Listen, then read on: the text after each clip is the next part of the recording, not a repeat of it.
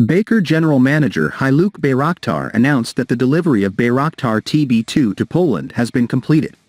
The latest system of Bayraktar TB2, developed by Baykar, was delivered to Poland. With this delivery, Turkey has successfully completed the export of high-tech UAVs to a NATO and European Union (EU) member country for the first time in its history. According to experts, this historic agreement reinforces the strategic cooperation and technology partnership between the two countries. The first set was received by the Polish Armed Forces on October 28, 2022. The delivery of the second set took place on April 14, 2023. The contract for the purchase of 4 sets of Bayraktar TB2 UCAVs for the Polish Army was signed in May 2021.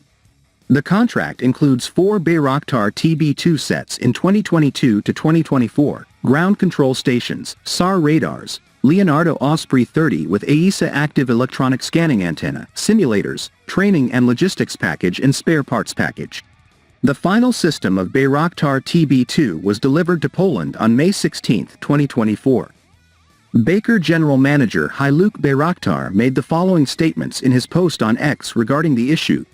Today, we delivered the latest system of our Bayraktar TB2 UCAVs to Poland. Thus, for the first time in Turkey's history, we have successfully completed the export of high-tech UAVs to a NATO and EU member country. We are proud to showcase Turkey's defense industry capabilities on the world stage. Bayraktar TB2s delivered so far were deployed to the 12th Unmanned Aerial Vehicle Base in the Mirosławiec region of Poland. In this context, 18 TB2 UAVs that reached Poland are at the 12th Unmanned Aerial Vehicle Base.